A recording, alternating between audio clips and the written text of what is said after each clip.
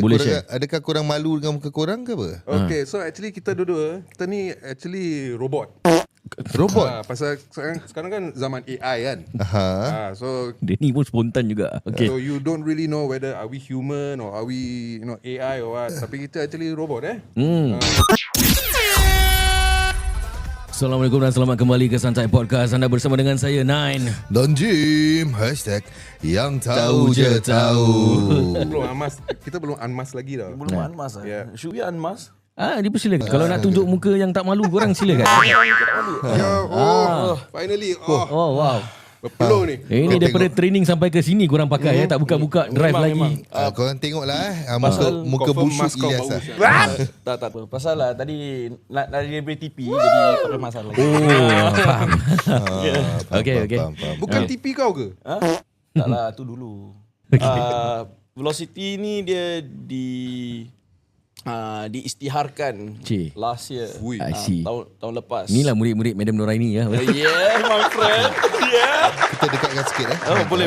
Minta maaf ya. Jadi naikkan sikit. naikkan sikit Tadi kau naikkan dia punya Tak boleh. Astaghfirullahalazim. Okay, silakan. Korang nak Jadi kahwin. diamlah, tak payah cakap Okay. kuat-kuat. Tak apa. Personal. Okay. Personal dah on air dah ni. Then, okay, jadi- one of the question yang aku nak tanya tu, embrace the void. Apa maknanya sebenarnya? Okay, so basically when you embrace the void, you're embracing the emptiness inside you to be a better person. Okay. Right, this is where this this hobby side of Gel Blaster, because selain daripada Gel Blaster, Void Custom pun ada jual foam dart blaster juga, which many people know as Nerf.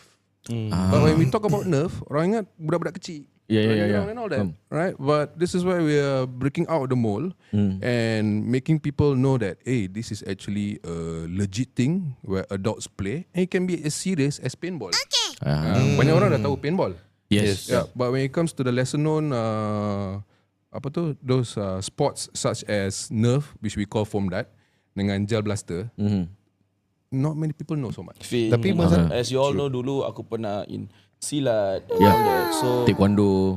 tak lah, taekwondo tak lah. Aikido, Taekwondo judo. dia ni. Yang apa tu? Gai ITE tu apa? Wushu. Ya, Aku dulu wushu. wushu. Kau wushu. Yeah.